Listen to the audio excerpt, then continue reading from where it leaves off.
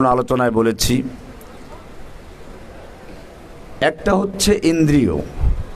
আমরা চোখ দিয়ে দেখি, কান দিয়ে শুনি, নাক দিয়ে ঘ্রাণ নেই, জিহ্বা দিয়ে স্বাদ গ্রহণ করি, ত্বকের মাধ্যমে স্পর্শের মাধ্যমে আমরা অনুভব করতে পারি ঠান্ডা গরম ইত্যাদি।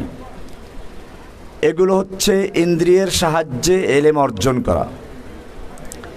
ইন্দ্রিয়ের এলেম যেখানে শেষ হয়ে যায় সেখান থেকে শুরু হয় দ্বিতীয় আলায়ে এলম, সেটা হচ্ছে আকল, জ্ঞান, বিবেক। এবং এটা মারাত্মক কারখানা।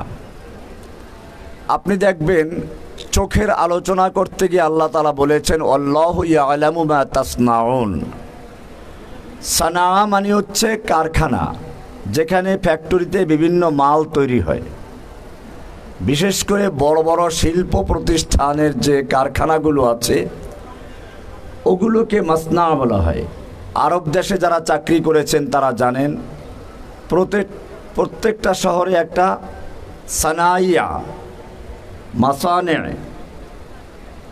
অর্থাৎ যেখানে কারখানাগুলো থাকে ওই এলাকার নাম হয়, আমাদের দেশে যেমন শিল্পাঞ্চল, আরবিতে বলা হয় সানাইয়া। আল্লাহ এখানে আল্লাহু ইয়ালামু মা তাসনাউন, তোমাদের সানাআত সম্পর্কে আল্লাহ জানেন। তো মাথার মধ্যে কি কারখানা আছে নাকি? কোনো ফ্যাক্টরি আছে? হ্যাঁ আছে, আল্লাহ ভুল বলেন নাই। আপনি মনে করুন, যুবকরা যেহেতু বেশি, উদাহরণটা ওইভাবেই দেই। রাস্তার একটা সুন্দরী মেয়েকে দেখলো, চোখের কাজ শুধুমাত্র দেখা, সে দেখে মাথার মধ্যে সেট করে দিয়েছে, আর তার কোনো কাজ আছে? তার কাজ ওখানে শেষ হয়ে গেছে। এখন বাকি কাজটা করে কে? আকল। সে চিন্তা করে মেয়েটাকে নিয়ে কেমনে পাওয়া যায়, কই থাকে, ওকে কেমনে কথা বলা যায়, এরপরে চিঠি লেখা, তারপরে যোগাযোগ করা, সব কিছু করে কে? তাহলে এই যে প্রক্রিয়াজাত, এই সবগুলো করে আকল। এ কারণেই আল্লাহ তাআলা বলেছেন আল্লাহু ইয়ালামু মা তাসনাউন, আল্লাহ তাআলা জানেন তোমাদের কারখানায় কি তৈরি হয়। তাহলে আমি যেটা বললাম যে এলেম অর্জনের দ্বিতীয় মাধ্যম কি? আকল। দ্বিতীয় মাধ্যম কি? প্রথম মাধ্যমটা কি? হাওয়াস, ইন্দ্রিয়। দ্বিতীয় মাধ্যম কি? প্রথম মাধ্যমের কাজ যেখানে শেষ হয়ে যায় সেখান থেকে শুরু হয় দ্বিতীয় মাধ্যমের কাজ। এটা ক্লিয়ার? জাগতিক শিক্ষায় শিক্ষিত যারা বা জাগতিক বিষয় নিয়ে চিন্তা করে যারা, তারা এ পর্যন্তই শেষ। এ কারণে তারা কেউ নিজেদেরকে বানরের বাচ্চা মনে করে, কেউ শিম্পাজির বাচ্চা মনে করে, কেউ ইঁদুরের বাচ্চা মনে করে। এগুলো করবে ওরা, যেহেতু ওদের এ পর্যন্তই শেষ। এলেম অর্জনের তৃতীয় আর একটা মাধ্যম আছে। আকল এবং জ্ঞান বা বিবেক বুদ্ধির দৌরত্ব যেখানে শেষ হয়ে যায় সেখান থেকে ওহীর ধারা শুরু হয়। কি শুরু হয়? এই ওহীর যে ইলম, এটা যাদের আছে কেবলমাত্র তারাই স্রষ্টার সন্ধান পায়। এ কারণে কোরআনকে বলা হয়েছে নূর। কি বলা হয়েছে? নূর মানে কি? আলো। আলো কেন? আপনি মনে করুন চোখ দিয়ে দেখতে হলে আলোর প্রয়োজন আছে। চোখের পাওয়ার যত ভালো থাকুক, এখন যদি বাতিটা নিভে যায় তাহলে একজন আর একজনের এই নূরানি চেহারা দেখতে পাবো? নিজেকেই তো দেখতে পাবো না।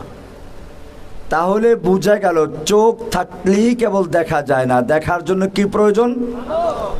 আলোর প্রয়োজন। ঠিক এরকম ভাবে বিবেক, বুদ্ধি, আকল, বিজ্ঞানী, জ্ঞানের এত বোঝা বহন করে, নাম হয়ে গেছে বিজ্ঞানী, কিন্তু তাদের চোখের সামনে যদি কোরআনের আলো না থাকে তাহলে ওটার কোনো মূল্য নেই, সে অন্ধ। সে কি? এই কারণেই কোরআনকে আল্লাহ বলেছেন قد جاءكم من الله نور وكتاب مبين, তোমাদের কাছে আল্লাহর পক্ষ থেকে কি এসেছে? قد جاءكم من الله نور وكتاب مبين। তোমাদের কাছে আল্লাহর পক্ষ থেকে নূর আগমন করেছে, নূর আলো। এটারই আতফে তাফসিরি হচ্ছে কিতাবুম মুবিন, সুস্পষ্ট বর্ণনাকারী কিতাব। জোরে বলুন সুবহানাল্লাহ।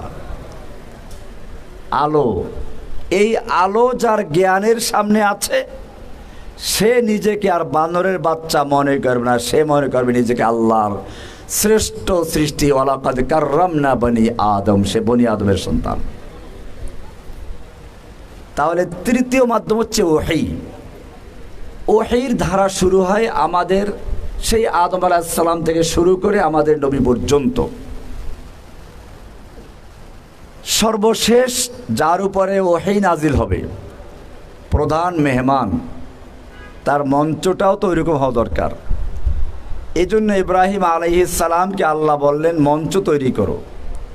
وَإِذْ يَرْفَعُ إِبْرَاهِيمُ الْقَوَاعِدَ مِنَ الْبَيْتِ وَإِسْمَاعِيلُ رَبَّنَا تَقَبَّلْ مِنَّا إِنَّكَ أَنْتَ السَّمِيعُ الْعَلِيمُ। রব্বুল আলামিন তোমার জন্য ঘর নির্মাণ করেছি, মাদ্রাসা নির্মাণ করেছি, তুমি কবুল করো। কি করো? আপনারাও যারা দিনের কাজ করতে যাচ্ছেন,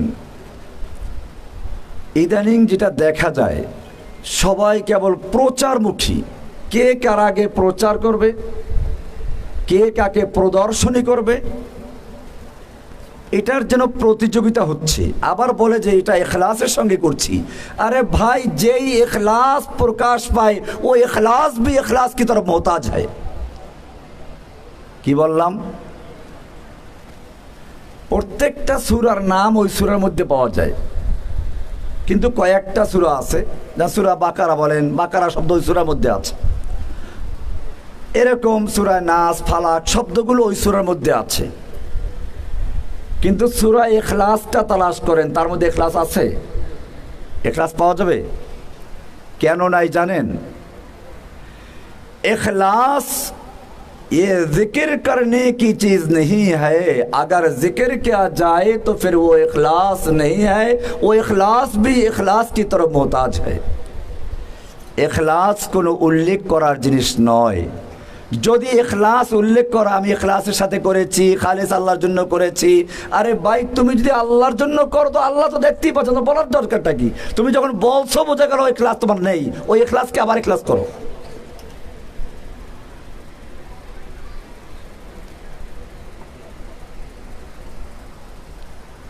ওহী, ইব্রাহিম আলাইহিস সালাম দোয়া করলেন রব্বানা তাকাব্বাল মিন্না ইন্নাকা আনতাস সামিউল আলিম। এটা আপনাদের বিশেষ করে দায়ী যারা প্রত্যেকের খেয়াল রাখতে হবে।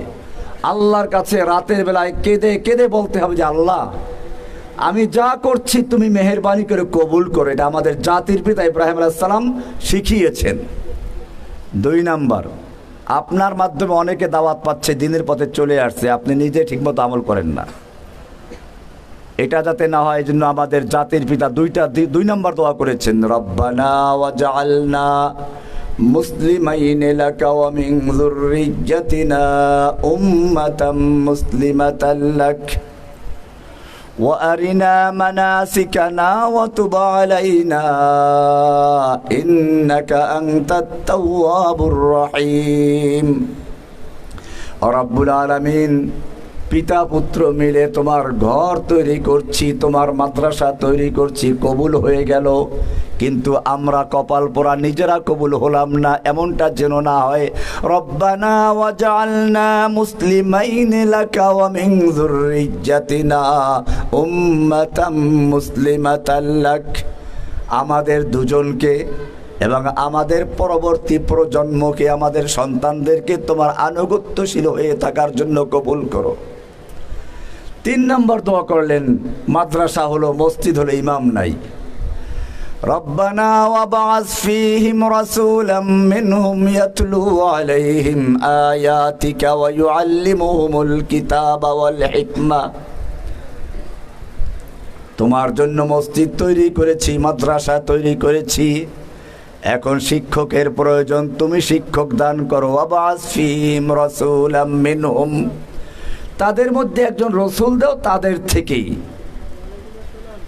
এখানে কি কাজ করবেন? ওয়ায়ুআল্লিমুহুমুল কিতাবা ওয়াল হিকমা ইয়াতলু আলাইহিম আয়াতিক, যিনি আপনার আয়াত তেলাওয়াত করে করে আমার এই মসজিদকে, মাদ্রাসাকে, খানায় কাবার দরদেওয়ারকে আবাদ করবেন। এক নাম্বার কাজ কি? ইয়াতলু আলাইহিম আয়াতিক, আপনার আয়াতকে তেলাওয়াত করবে। সুতরাং বোঝা গেল তেলাওয়াত একটা স্বতন্ত্র কাজ। দুর্ভাগ্য এখানে অনেক ছেলে পেলে আছে আমার লেকচারও শুনে, অন্যদের লেকচারও শুনে, আমাদের সুরে কথা বলে, কিন্তু সব ব্যাপারে আমাদের সাথে মিল নয়। এমনও বহু লোক আছে যারা বলে না বুঝে কোরআন পড়লে কোনো সওয়াব নেই। এটা কি আমি কখনো বলেছি? আমার কোনো লেকচারে আছে? আমি এখান থেকে স্পষ্ট বলতে চাই, আমাকে যারা ভালোবাসো, বুঝে শুনে ভালোবাসো, স্পষ্ট বলি, কোরআন যদি না বুঝেও কেউ পড়ে সেও তেলাওয়াতের সওয়াব পাবে। এই আয়াত তার প্রমাণ। ইয়াতলু আলাইহিম আয়াতিক, এমন একজন রসুল পাঠাও যিনি তোমার আয়াতকে তেলাওয়াত করবেন। এটা প্রথম কাজ। বোঝা গেল তেলাওয়াত করলে সওয়াব পাওয়া যাবে। আল্লাহর রাসূল সাল্লাল্লাহু আলাইহি ওয়াসাল্লাম উদাহরণ দিয়েছেন, যে ব্যক্তি কোরআনের একটা হরফ পড়বে তার 10টা নেকি। উদাহরণ দিয়েছেন, এমন একটা উদাহরণ যে ওইটার অর্থ তুমি এমনিই জানো না। লা আকুলু আলিফ লাম মিম হারফুন, আমি বলছি না আলিফ লাম মিম তিনটা মিলে একটা হরফ, বাল আলিফুন হরফুন লামুন হরফুন মিমুন হরফুন। আলিফ একটা হরফ, লাম একটা হরফ, মিম একটা হরফ। অর্থ বলো কি আছে? এর কোন অর্থ আছে? তাহলে আল্লাহর নবী উদাহরণ দিলেন যে শব্দটা দিয়ে, হাদিসের অংশ দিয়ে, ওই শব্দর মধ্যেই তো অর্থ বোঝা যায় না, এমন শব্দ দিয়ে ব্যবহার করছেন। এতেও বুঝিয়ে দিলেন যে যদি কোনো ব্যক্তি না বুঝেও তেলাওয়াত করে সেও সওয়াব পাবে। যাক, অন্য প্রসঙ্গে চলে গেছি। ইয়াতলু আলাইহিম আয়াতিক, যিনি আপনার আয়াতগুলো তেলাওয়াত করে করে এই কাবাকে আবাদ করবে, আমার সন্তানদেরকে শিক্ষা দিবে। ওয়ায়ুআল্লিমুহুমুল কিতাবা ওয়াল হিকমা, এবং তাদেরকে কিতাব ও হিকমতের তালিম দিবে। কি করবে? তাহলে তালিম দ্বিতীয় আরেকটা কাজ। তাহলে তালিমেরও গুরুত্ব আছে। আমি বলছি না আমার এ কথা যে না বুঝেই সারা জীবন পড়বে। আরে ভাই, বুঝে পড়তে হবে, শিখতে হবে। তার মানে এই নয় যে না বুঝে পড়লে অর্থ, না বুঝে পড়লে কোনো সওয়াব পাবে না। আমি সেটা বলার জন্য বলছি, বুঝতে হবে, সেটা সামনে আছে। ওয়ায়ুআল্লিমুহুমুল কিতাবা ওয়াল হিকমা ওয়ায়ুযাক্কিহিম, এবং তাদের আত্মাকে পরিশুদ্ধ করবেন, পরিষ্কার পরিচ্ছন্ন করবেন। দোয়ার মধ্যে কোনো ভুল আছে? কোনো ভুল আছে কি না? আমার লেকচার তো আপনারা শুনলে ধরার কথা যে ভুল আছে এখানে।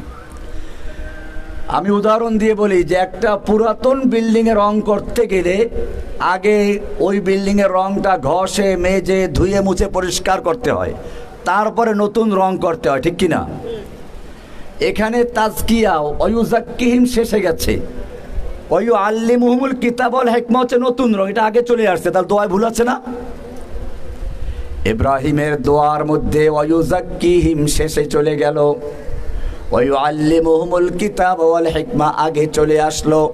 আল্লাহ রাব্বুল আলামিন এই দোয়া কবুল করতে গিয়ে যে আয়াত নাজিল করেছেন সূরা জুমার 2 নম্বর আয়াত, হুয়াল্লাযী বাআসা ফিল উম্মিয়্যিনা রাসূলাম মিনহুম ইয়াতলু আলাইহিম আয়াতিহি ওয়ায়ুযাক্কিহিম।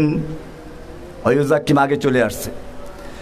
হুয়াল্লাযী বাআসা ফিল উম্মিয়্যিনা রাসূলাম মিনহুম ইয়াতলু আলাইহিম আয়াতিহি, আল্লাহ যিনি রাসূল প্রেরণ করেছেন উম্মীদের মধ্যে, তাদের ভিতর থেকে একজন যার কাজ হচ্ছে ইয়াতলু আলাইহিম আয়াতি, আমার বান্দাদের সামনে আল্লাহর আয়াতকে তেলাওয়াত করবেন, তেলাওয়াত করে করে ওয়ায়ুযাক্কিহিম, তাদের আত্মাকে সমস্ত শিরিক বেদাত এবং সমস্ত গুনাহের কাজগুলো থেকে পরিষ্কার পরিচ্ছন্ন করবেন। তাজকিয়া আগে চলে এসেছে, তাজকিয়ার গুরুত্ব আছে, এর উপরে আমার বইও আছে, তাজকিয়াতুন নুফুস। আমাদের বিরুদ্ধে অপবাদ দেওয়া হয় আমরা তাজকিয়াকে অস্বীকার করি, নাউযুবিল্লাহ। আমার তো এর উপর বই আছে, আত্মশুদ্ধি, তাজকিয়াতুন নুফুস, এর গুরুত্ব অপরিসীম। আল্লাহর নবীর যে 4টা কাজ, তার মধ্যে একটা কাজ হচ্ছে ওয়ায়ুযাক্কিহিম। এটাকে কোনো মুসলমান অস্বীকার করতে পারে? তাহলে আমাদের বিরুদ্ধে কেন অপবাদ দেওয়া হয়? ওয়ায়ুযাক্কিহিম। তবে তাজকিয়াটা হবে কিসের মাধ্যমে সেটা উল্লেখ করা আছে। আপনার আয়াত তেলাওয়াত করে করে কোরআনের রাতের মাধ্যমে ঘষে ঘষে মনের ভিতরে যত রকমের শিরিক বিদআত আর পাপ পঙ্কিলতা আছে সবগুলো পরিষ্কার করার জন্য কোনো বুজুর্গের ফু দিয়ে নয়, তাওয়াজ্জু দিয়ে নয়, রাতটা হবে কোরআনের আয়াত দেখে দিয়ে। এখানেই পার্থক্য বুঝে আসছে? ওয়ায়ুযাক্কিহিম, ও রব্বুল আলামিন কোরআনের আয়াতের মাধ্যমে, তোমার বিধানের মাধ্যমে সমস্ত পাপ পঙ্কিলতা শিরিক বিদআত থেকে পরিষ্কার পরিচ্ছন্ন করবে। খ্যাত পরিষ্কার হয়ে গেল, এবারে নতুন রং করো, নতুন বীজ রোপণ করো। ওয়ায়ুআল্লিমুহুমুল কিতাবা ওয়াল হিকমা, কিতাব ও হিকমার তালিম দান করবে। এই কাজটা কার? রাসূলের কাজ। কার কাজ? বলতে গেলে অনেক লম্বা, আমি এই চ্যাপ্টার এখানে শেষ করছি। বোঝা গেল আল্লাহর নবীকে আল্লাহ তাআলা 4টা কাজের দায়িত্ব দিয়েছেন। কয়টা কাজ? 1 নাম্বার কি? তিলাওয়াতে কিতাব। 1 নাম্বার কি? তেলাওয়াত করবেন না কেবল বক্তব্য শুনতে থাকবেন?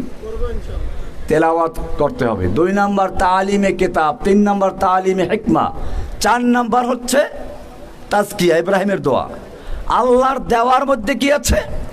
প্রথমে তেলাওয়াতে কিতাব, দ্বিতীয় তাজকিয়াতুন নুফুস, 3 নাম্বার তালিমে কিতাব, 4 নাম্বার তালিমে হিকমা। এই কাজগুলো যখন একজন লোক করে তখন সে মানুষ হয়। কি হয়? এর আগে কি না?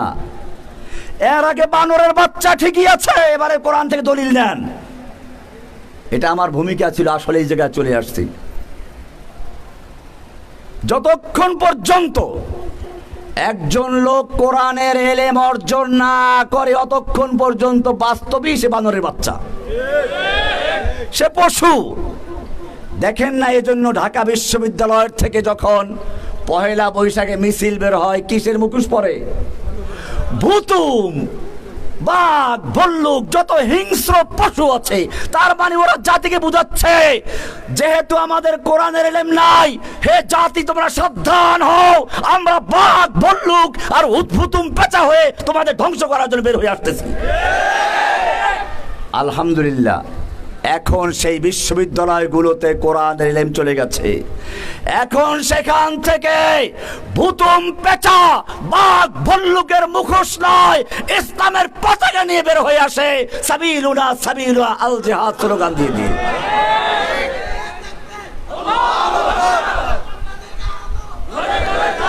এবারে কোরআনে দলিল নেন। আমি যেটা বললাম যে আসলে কোন জায়গায় রহস্যটা আছে।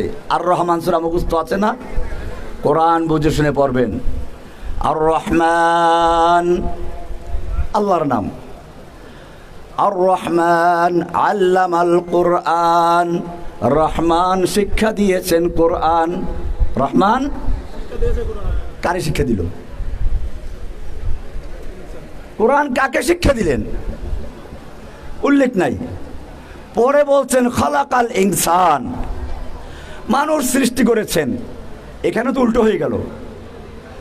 মানুষ সৃষ্টি আগে হইয়া তারপরে কোরআন শিখে, না কোরআন শিখে তারপরে মানুষ সৃষ্টি? কোনটা? আপনারা কি কোরআন শিখে দুনিয়া আসছেন, না দুনিয়া আসার পরে শিখেছেন? সোজা কথা বুঝেন নাই তো। কোরআন কি বলে? এখানেও তো উল্টা, সব তো উল্টা পাল্টা নাকি? আল্লাহ এখানে কি বলছেন? আর রহমান আল্লামাল কোরআন, রহমান শিক্ষা দিয়েছেন কোরআন।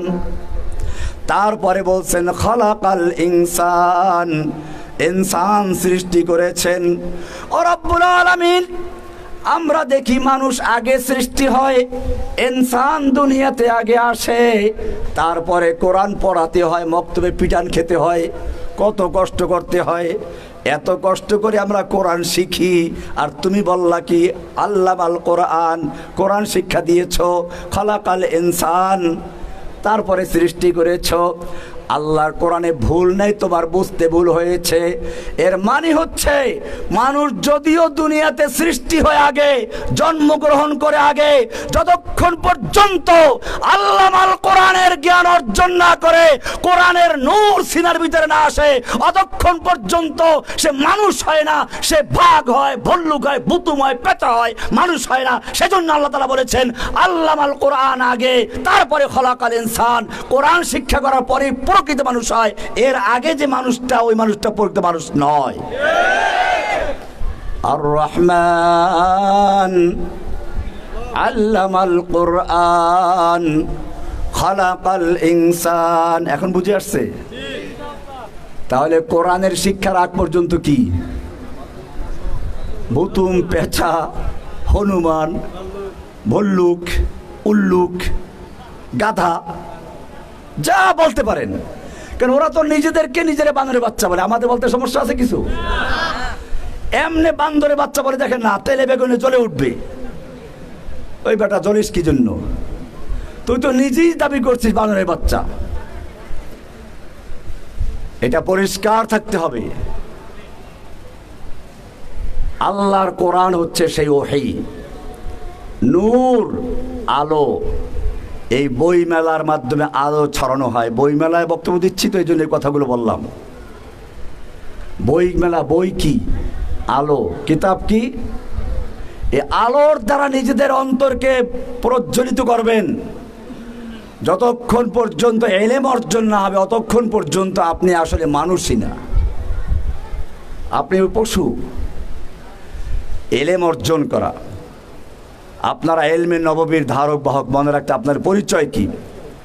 আমি একটা শের প্রত্যেক জায়গায় বলে থাকি, প্রায় জায়গায় তালেব এলেমদেরকে পেলে আপনাদেরকেও বলছি, যেহেতু আজকের এটা বিশেষ কোনো ওয়াজ মাহফিল না, এটা একটা বিশেষ লোকদের সম্মেলন। ক্রিম যারা দাঁড়ি, আপনাদেরকে উদ্দেশ্য করে শারেহে বুখারী ইমাম ইবনে হাজার আসকালানী রাহমাতুল্লাহ আলাইহি বলেছেন, ইয়া তালিবি ইলমিন নবী মুহাম্মাদিন মা আনতুমু ওয়া সাওয়াকুমু বিসাওয়াইন।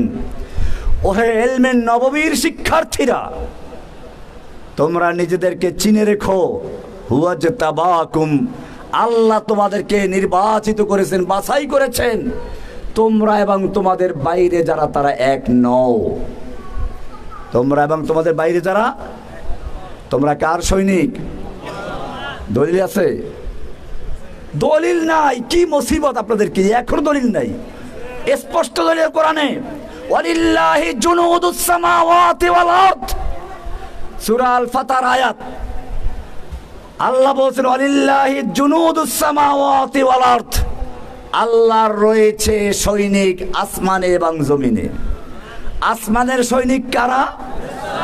জমিনের সৈনিক কারা? জমিনের সৈনিক কারা? আপনারা। লা তাসালনি মান আনা, লা তাসালনি, লা তাসালনি মান আনা। আমাকে জিজ্ঞেস করো না আমি কে। আনা মিন জুন্দিস সামা, আমি আসমানের সৈনিক। কার সৈনিক? আমার পরিচয় হচ্ছে আমি আসমানের সৈনিক। এইটা যখন তুমি বুঝতে পারবে, তোমার উপরে যত অত্যাচার জুলুম আসুক না কেন, জালিমরা তোমার দেহকে নিস্তেজ করতে পারবে। আমার হাঁটু নিস্তেজ হয়ে গেছে, দেহ নিস্তেজ হয়ে গেছে, ঠিক আছে, কিন্তু আমি মনে করি আমার ইমানে চেতনার মধ্যে সামান্য পরিবর্তন করতে পারে নাই। এটা সাহাবীদের যুগ না। আপনারা জানেন আমার চেয়ে বড় পরীক্ষার সম্মুখীন হয়েছেন কোন পুরুষ না, একজন নারী। ডক্টর আফিয়া সিদ্দিকা, নাম শুনেছেন? 18টা তার ডক্টরেট ডিগ্রি আছে, কোরআনে হাফেজ মহিলা। নির্যাতন করে করে এত দুর্বল করা হয়েছে, হুইল চেয়ারে করে তাকে আদালতে নেওয়া হচ্ছে, চোখ দুটো খোলার পর্যন্ত ক্ষমতা নাই, শক্তি নাই। আইনজীবীকে ইশারা করে বলতেছে হিজাব হিজাব। আদালতে ওঠার সময় হিজাব চাচ্ছে, আপনারা দেখেছেন পত্রপত্রিকায়। আমেরিকার আইনজীবীরা গবেষণা করতে লাগলো, এই মহিলা চলতে পারে না, উঠতে পারে না, বসতে পারে না, চক্ষু পর্যন্ত খোলার খবর শক্তি নাই, এমন অবস্থায়ও সে বলতেছে হিজাব হিজাব। মানিটা কি? ওদের মধ্যে একজন উত্তর দিচ্ছে, তোমরা ডক্টর আফিয়া সিদ্দিকাকে নির্যাতন করেছো, তার দেহকে নিস্তেজ করে দিয়েছো, তাকে ক্ষুধার্ত রেখেছো, কিন্তু জেনে রাখো তার দেহকে তোমরা যতই নিস্তেজ করেছো, তার ঈমানি শক্তি ততই শক্তিশালী হয়েছে। সেজন্য সে এখনো হিজাব হিজাব চায়। এটাই মুমিনদের আসল পরিচয়। পরীক্ষা আসবে, বুঝে শুনে ময়দানে আসো। কেবল তোমারা জোশ করতা থা হামারা নারা লাগতা থা, এটা না। ধরা পড়লে যখন টানাইয়া দুইটা বাড়ি মারে, তখন বলে কি জসিমউদ্দিন রহমানী সাহেবের লেকচার শুনে আমি জিহাদে উদ্বুদ্ধ হয়েছিলাম, ভুল করেছি, স্যার মাফ করে দেন। একে বুঝে শুনে এসেছে? একটু আগে আমাদের এই ভাইরা ছিল, বলতেছিলাম সূরা ইউসুফের শেষ পৃষ্ঠার আয়াত, কুল হাযিহি সাবিলি আদউ ইলাল্লাহ আলা বাসীরা আলা আনা ওয়া মান ইত্তাবানি। আল্লাহ তাআলা বলছেন তার রাসূলকে, বল আপনি স্পষ্ট জানিয়ে দিন আপনার উম্মতদেরকে, আপনার উম্মতদেরকে জানিয়ে দিন যারা আপনার পথে আসতে চায় তারা যেন বুঝে শুনে আসে, আন্দাজে না আসে। হাদিহি সাবিলি, এটাই হচ্ছে আমার রাস্তা। কি সেটা? আদউ ইলাল্লাহ, আমি ডাকি আল্লাহর দিকে। কার দিকে ডাকবো? কার দিকে? না কোনো পীরের মুরিদ হওয়ার জন্য, না কোনো দলের দিকে সদস্য হওয়ার জন্য। দল করা না জায়েজ না, ওটা ভিন্ন বিষয়। কিন্তু এখানে কি বলা হচ্ছে? দাওয়াত হবে কার দিকে? আপনি দেখবেন মানুষের মধ্যে প্রবণতা থাকে কেমনে মুরিদ বানাবে। প্রত্যেকটা পীরের মুরিদদের বড় টার্গেট যে একজন টাকাওয়ালাকে কেমনে মুরিদ বানানো যায়, এর পিছনে লেগে থাকে। দাওয়াত কি এটা? আপনারাও যদি সেইটা করেন, কিভাবে জসিমউদ্দিন রহমানের মুরিদ বানান যায়, কিভাবে হারুন জাহারের মুরিদ বানান যায়, তাহলে ওদের সাথে কোনো পার্থক্য আছে? আমাদের দাওয়াতের মূল বক্তব্য হচ্ছে, আপনি ভালো করে বুঝুন, জসিমউদ্দিন রহমানী, হারুন ইজহাররা যেই সূত্র থেকে দাওয়াত দেয়, আপনি ওই সূত্র থেকে কোরআন হাদিস উল্লেখ করে দাওয়াত দেন। আপনি কারো দ্বারা উদ্বুদ্ধ হন নাই, আপনাকে উদ্বুদ্ধ করেছে কোরআন। কে উদ্বুদ্ধ করেছে? আমি আদালতে বলেছিলাম, যখন বলা হলো এই যতগুলো ব্লগার খুন হয়েছে সব আপনার কারণে হয়েছে, আমি বললাম এটা যদি অপরাধ হয় তাহলে আমি 3 নম্বর অপরাধী। কারণ আমি কোরআনের একটা আয়াতকে শুধু রেলি করেছি, সূরা আহজাবের 33 নম্বর সূরার 60-61 নম্বর আয়াত পড়বেন। এটা যদি অপরাধ হয় তাহলে প্রথম অপরাধী হবেন কে? বুঝে শুনে কথা বলবেন। কোরআন যে নাজিল করেছেন, তারপরে 2 নম্বরে যার উপরে নাজিল হয়েছে, 3 নম্বরে আমরা যেখান থেকে সূত্র উল্লেখ করে কথা বলি, আপনি যদি সত্যিকার দায়ী হন, ইসলামের প্রচারক হতে চান, কোরআনের দায়ী হতে চান, রাসূলের সৈনিক হতে চান, আপনি ওই সূত্র থেকে দাওয়াত দেন। এরপরে আল্লাহ তাআলা বলছেন, হাদিহি সাবিলি আদউ ইলাল্লাহ, ডাকবো কার দিকে? না কোনো পীরের দিকে, কোনো দলের দিকে। আদউ ইলাল্লাহ আলা বাসীরা, জেনে বুঝে। এই দাওয়াত দিতে গেলে বিপদ আসবে। এই দাওয়াত যিনি সর্বপ্রথম শুরু করেছেন, যার উপরে বললাম উতার কর হেরা সে সোয়ে কওম আয়া और एक नुस्खाए कीमिया साथ लाया। इकरा নিয়ে যে আসলো, ইকরা নিয়ে আসলেন, খাদিজার কাছে এসে বললেন, জাম্মিলুনি জাম্মিলুনি, আমাকে কম্বল দাও কম্বল দাও, আমি ভয় পাচ্ছি, হয়তো মরে যাব। খাদিজা নিয়ে গেলেন তার চাচাতো ভাই ওরাকা বিন নওফলের কাছে, যে দেখো তোমার ভাইয়ের ছেলের কি হয়েছে। ওরাকা বিন নওফল সব শুনলো। কি মন্তব্য করেছিল জানা আছে? ওইটা বুঝবেন ভালো করে, অন্তরে অনুধাবন করবেন, খালি পড়বেন না। সেখানে বলেছিল, হাদান নামুস, এ হচ্ছে সেই জিব্রাইল ফেরেশতা যে মুসার কাছে আসতো। এরপরে কি বলছিলেন? হায় ওই দিন যদি আমি জীবিত থাকতাম, যেদিন তোমাকে তোমার কওমের লোকেরা বের করে দিবে। আল্লাহর নবী আশ্চর্য হয়ে গেলেন। আওয়া মুখরিজিয়াহুম, আমি তাদের কাছে এত জনপ্রিয়, আমাকে সবাই আলামিন বলে, আমাকে বিশ্বস্ত বলে, আমার কাছে ওদের স্বর্ণ রৌপ্য সব জমা থাকে, আমাকে বের করে দিবে? কি বলছো তুমি এটা? ওই লোকটা কি বলেছিল?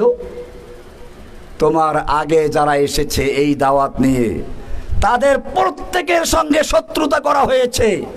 এরপরে তিনি বলেছিলেন, হায় আমি যদি ওই দিন জীবিত থাকতাম, তাহলে আমি তোমাকে আমার পূর্ণ শক্তি দিয়ে সাহায্য করতাম।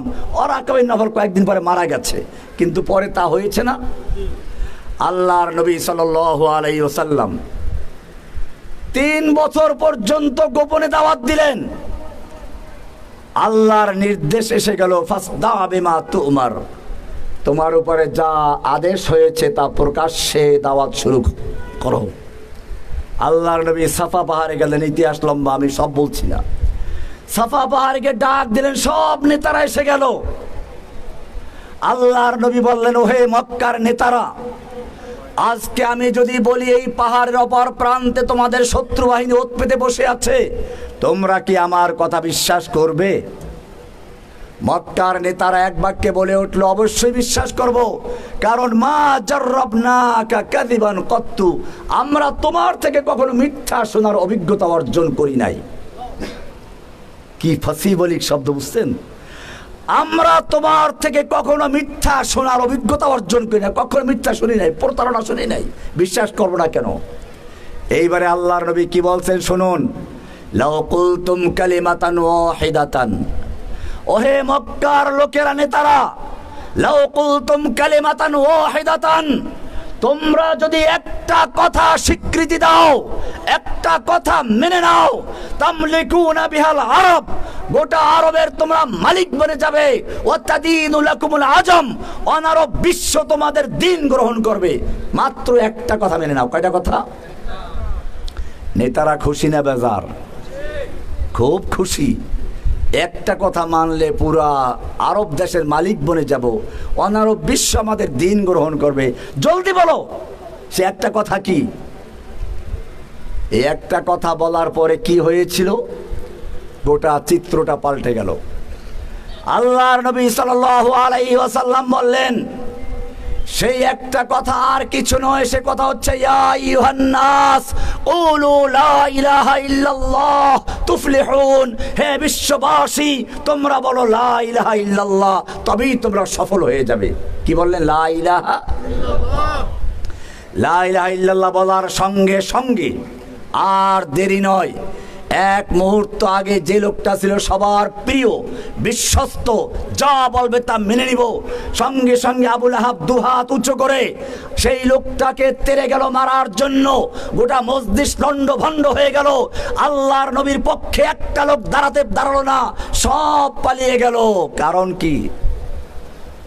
নেতারা পক্ষে নাই। এর পক্ষে গেলে তো এখন আর কথা বলার সুযোগ নেই, আমার সব কিছু হারাতে হবে। আমরা যখন জেলে গেলাম, আমাদের পক্ষে বলার কোনো লোক নাই, বললে যদি জঙ্গি ট্যাগ লেগে যায়। আমার ধন্যবাদ জানাতে হয় একজন সাংবাদিককে, বিদেশে থাকে, ইলিয়াস হোসেন নাম। আমার সাথে তার কোনো পরিচয় ছিল না, নাইও, জানি না, শুনি না, কিন্তু জেলখানায় বসে তার একটা বক্তব্য শুনলাম, মনটা ভরে গেল যে আমার পক্ষে বলার মতো একজন লোক পাওয়া গেছে। অবশ্য তারপরে অনেকেই বলেছে। আল্লাহর নবী সাল্লাল্লাহু আলাইহি ওয়াসাল্লাম যখন লা ইলাহার ঘোষণা করলেন, সব নেতারা খেপে গেল। সব বন্ধুরা বিপক্ষে চলে গেল, একটা লোক পক্ষে দাঁড়াতে পারলো না।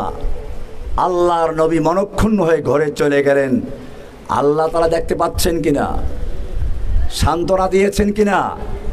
তাব্বাত ইয়াদা আবি লাহাবিন ওয়া তাব্বা। আমার ভাইয়েরা, শুধু এখানেই নয়, আপনাকে মনে রাখতে হবে এই কাজ করতে গেলে, আল্লাহর নবীর সুন্নাহ মানতে গেলে, আপনি পাতলা ফিনফিনে জামা গায়ে দিয়ে আতর গোলাপ পরে বসে থাকতে পারেন, আর মনে মনে ভাবলেন আমাদের হুজুর তো জেলখানায় যায় না, ওরা আমাদের হুজুরের বদদোয়ায় জেল চলে গেছে।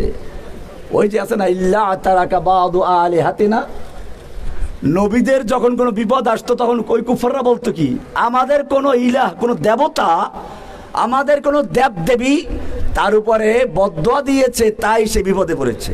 ইল্লা তারাকা বাদু, জেনে রাখো তোমার আমার চেয়ে আল্লাহর নবীর চেহারা অনেক সুন্দর ছিল, তোমার আমার চেয়ে আল্লাহর নবীর ইবাদত বেশি ছিল, তোমার আমার চেয়ে আল্লাহর নবী আল্লাহর কাছে অনেক প্রিয় ছিল। আল্লাহর নবী রাস্তায় চলতে গেলে মেঘমালা এসে ছায়া দেয়, নবীর উপর দিয়ে কেউ চলতে গেলে ওহী নাযিল হয়ে যায়। লা তুকদ্দিমু বাইনা ইয়াদাইল্লাহি ওয়া রাসূলিহি, খবরদার নবীর সামনে কেউ চলতে যেও না, নবীর চেয়ে জোরে কেউ কথা বলতে যেও না। নবীর চেয়ে আওয়াজ উঁচু হয়ে গেলে বলা হয় ইয়া আইয়ুহাল্লাযীনা আমানু লা তারফাউ আসওয়াতাকুম ফাওকা সাওতিন নাবিয়্যি ওয়া লা তাজহারু লাহু, খবরদার নবীর আওয়াজের চেয়ে জোরে কথা বলবি না, সব আমল বরবাদ হয়ে যাবে। কি ভালোবাসা দেখেছেন! শুধু এ পর্যন্তই নয়, নবী রাত ভর ইবাদত করছেন, কয় না এত দরকার নাই, ইয়া আইয়ুহাল মুযাম্মিল কুমিল লাইলা ইল্লা কালিলা নিসফাহু আও ইনকুস মিনহু কালিলা আও জিদ আলাইহি ওয়া রাত্তিলিল কুরআনা তারতিলা। আপনি ইবাদত করুন, রাতের কিছু অংশ ঘুমাতে থাকুন, অর্ধেক বা তার চেয়ে বেশি। আপনি যেমন সারা রাত্র ইবাদত করলে খুশি হন, আমি আল্লাহ আপনাকে কিছুক্ষণ ঘুমান্ত দেখলেও খুশি হই। জোরে বলুন সুবহানাল্লাহ। কি মায়া, কি ভালোবাসা, এত ভালোবাসা! এই নবীকে যখন তায়েফের ময়দানে পাথর মারা হচ্ছিল, আল্লাহ দেখতে পাচ্ছিলেন কিনা? আল্লাহর ফিরাবার ক্ষমতা ছিল কিনা? উহুদের ময়দানে যখন তীর মারা হলো, লোহার টুপি ভেঙে মাথায় ঢুকে গেল, আল্লাহ দেখতে পাচ্ছিলেন কিনা? আল্লাহর ফিরাবার ক্ষমতা ছিল কিনা? ফিরিয়েছিলেন। কেন ফিরান নাই? এখানেই পরীক্ষা রয়েছে। আল্লাহ তাআলা দেখালেন এই নবীর যত মর্যাদা, এই রমজান মাসের মর্যাদা, সব কিছু কোরআনের জন্য। কার জন্য? কোরআনের জন্য। কোরআনের চেয়ে বেশি না। নবীর মর্যাদা কার জন্য? যেহেতু শ্রেষ্ঠ কালামুল্লাহ কোরআন, আল্লাহর রাসূল উপর নাযিল হয়েছে, কোরআন শ্রেষ্ঠ। এই কোরআন যার উপরে নাযিল হয়েছে তিনিও সর্বশ্রেষ্ঠ। এই কারণে আল্লাহ তাআলা পরীক্ষা নিচ্ছেন যে না, যাতে করে কোনো পীর বুজুর্গ বলতে না পারে যাদের দোষ আছে তারা জেলে গেছে, আর যাদের দোষ নেই তারা জেলে যায় নাই। আল্লাহর নবীকে নির্যাতিত হতে হয়েছে, রক্ত দিতে হয়েছে। আল্লাহ তাআলা দেখিয়ে দিলেন নবীওয়ালা কাজ যারাই করতে যাবে, নবীর সুন্নাত যেই পালন করতে হবে, তাকে রক্তাক্ত হতে হবে, তাকে জেল জুলুম অত্যাচার সহ্য করতে হবে। এইবার পরীক্ষা দিয়ে যারা উত্তীর্ণ হবে তাদের সম্পর্কে আল্লাহ বলেছেন ওয়াইয ইবতালা ইব্রাহিম রাব্বুহু বিকালিমাতিন ফাতাম্মাহুন্না ক্বালা ইন্নী জাইলুকা লিন-নাসি ইমামা। পরীক্ষায় পাশ করো, আল্লাহ তোমাকে ইমাম বানিয়ে দিবেন। सबक पर फिर सदाकत का, अदालत का, शजाअत का लिया जाएगा काम तुझसे दुनिया के इमामत का। তোমাদের সেই কাজ করতে হবে। फिर तुझे एक बार करनी है जहां की रहबरी, उठ खुदा के नाम लेकर फिर आलम बुरदार बन। সুতরাং আলা বাসীরা, বুঝে শুনে আসো, না বুঝে এসো না। পরে ধরা পড়লে বলবা হারুন ইজাহার সাহেব বলেছেন তাই এসেছি শব্দ শোনার। না, তুমি ওনার জন্য, জসিমউদ্দিন রহমানির জন্য ময়দানে আসো নাই, তুমি এসেছো আল্লাহর জন্য, আল্লাহ রসুলের জন্য। এই চিন্তা করে যদি তুমি জেলখানায় যাও, জেলখানা তোমার জন্য জান্নাতের বাগিচা হয়ে যাবে। আমরা দেখেছি বছরকে বছর জেল খাটতেছে হাসি খুশি। আমি প্রথম যখন জেলে ঢুকি কিছু লোক দেখতে পেলাম আরো অনেক বছর আগের থেকে জেলে আছে, এক একজনের 100-200 বছর শাস্তি সাজা লেগে আছে, তারপরও হাসি খুশি। আমি জিজ্ঞেস করলাম তোমরা এত হাসি খুশি কিভাবে থাকো? কইতে শেখ আমরা বের হয়ে যাব। কেমনি বের হবি? হয়তো হেঁটে নইলে খাটে। কি বলেছেন? হয়তো হেঁটে নইলে খাটে। তার মানে তারা বুঝতেছে এই জেলখানায় আমাদের মৃত্যু হতে পারে, কিন্তু তারপরেও তাদের কোনো চিন্তা নেই, কোনো ভয় নেই। কারণ কি? डर नहीं है, खौफ नहीं है, जब खुदा रहमान है। আমি জেলে এসেছি কার জন্য? ইন্না সালাতি ওয়া নুসুকি ওয়া মাহইয়ায়া ওয়া মামাতি লিল্লাহি রাব্বিল আলামিন। আমার সালাত, আমার কুরবানি, আমার ত্যাগ, আমার জীবন, আমার মরণ সব কার জন্য? সব কার জন্য? আমি আমার স্ত্রীকে ভালোবাসবো কার জন্য? আমি আমার সন্তানকে ভালোবাসবো কার জন্য? আমি আমার মা বাপকে ভালোবাসবো কার জন্য? আমার আল্লাহ ভালোবাসতে বলেছেন, মা বাবার খেদমত করতে বলেছেন, তাই আল্লাহকে খুশি করার জন্য, আল্লাহর নির্দেশ পালন করার জন্য মা বাপকে খুশি করব। আমার স্ত্রীকে ভালোবাসবো কার জন্য? আল্লাহর নাম নিয়ে বিয়ে করেছি, আল্লাহকে সাক্ষী রেখে বিয়ে করেছি, আল্লাহর নির্দেশ পালন করেছি। সন্তানকে ভালোবাসবো কার জন্য? ইন্না সালাতি ওয়া নুসুকি ওয়া মাহইয়ায়া ওয়া মামাতি লিল্লাহি রাব্বিল আলামিন। বলো আমার সালাত, আমার কুরবানি, আমার ত্যাগ, আমার জীবন, আমার মরণ সব কার জন্য? এইরকম কিছু লোকের প্রয়োজন আছে। আমি বলবো 2025 সালের মধ্যে আমাদের 5 লক্ষ দায়ী দরকার। কত? আর 2,30,000 সালে ইনশাল্লাহ 10 লাখ। কত লাখ? হারুন ইজাহার সাহেবের নেতৃত্বে আপনার নাম লাগবে। আমার নেতৃত্বে না, আমি নেতা না। আসলে আমি একটা লাইন দেখালাম, টার্গেট নিতে হবে এখন। কারণ এলোমেলো ভেড়া দিয়ে কোনো কাজ না। ভেড়ার পাল একটা বাড়ি মালে সব দৌড় দেয়, দেখেন নাই? লক্ষ লক্ষ জনতা ঢাকায় একাত্র হলো, রাতের বেলায় বাতি বন্ধ করে 3 দিক দিয়ে পিটান শুরু করলো, একদিক খোলা রাখলো, ভেড়ার পাল সব পালিয়ে গেল। এরকম পালাবেন আপনারা? এই মরনে ওয়ালোं के पीछे भगने वालों के आगे দরকার নাই। আমাদের দরকার যারা বলবে हम मरने वालों के आगे भगने वालों के पीछे। कदम बढ़ाओ शेर हमारे, हम तुम्हारे साथ हैं, आपके एक इशारे पर हम मरने को तैयार हैं, आपके एक इशारा पर हम। এই রকম লোকের দরকার, সেই লোকগুলোই আমরা চাচ্ছি। আমাদের লক্ষ লক্ষ লোকের দরকার নেই। লক্ষ লক্ষ লোক আমাদের সমাবেশে হাজির হোক, কোনো প্রয়োজন নেই। আমাদের দরকার ক্রিম। কি দরকার? ক্রিম দরকার, ক্রিম। দুনিয়ায় কাজের লোক অল্প থাকে। কি থাকে? সংসদে লোক বসে কয়জন? সংসদে কয়জন বসে? 300 আরো কিছু। 300 লোক যদি একটা আইন পাশ করে সেটা আইন হয়ে যায়। আর যদি 3 লক্ষ লোকের সমাবেশ আমরা করি, আইন হবে? বুঝতে হবে আমাদেরও প্রয়োজন। আমাদের এখন আর বড় বড় সমাবেশ করলে কাজ চলবে না। সুনির্দিষ্ট পরিকল্পনা নিয়ে, দিন বিজয়ের স্বপ্ন নিয়ে, নবীওয়ালা কাজ নিয়ে। নবীওয়ালা কাজ কি? 4টা কাজ বলেছি, ওইটা নবীওয়ালা কাজ না, ওটা হচ্ছে কাজের মূল কাজের সিঁড়ি। মূল কাজটা কি?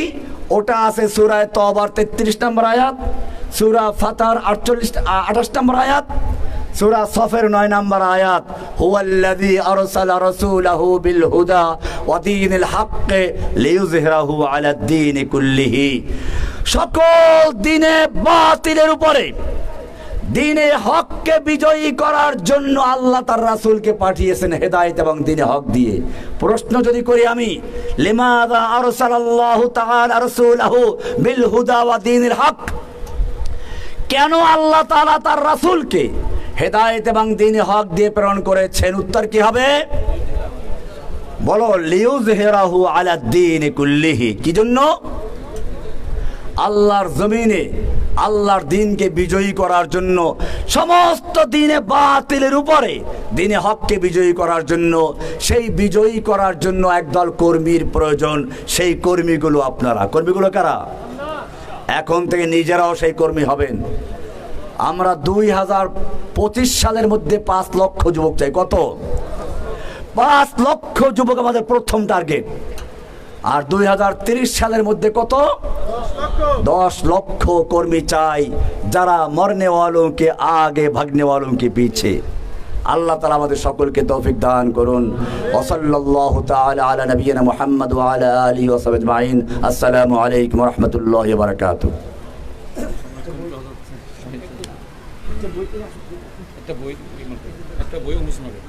আচ্ছা আচ্ছা।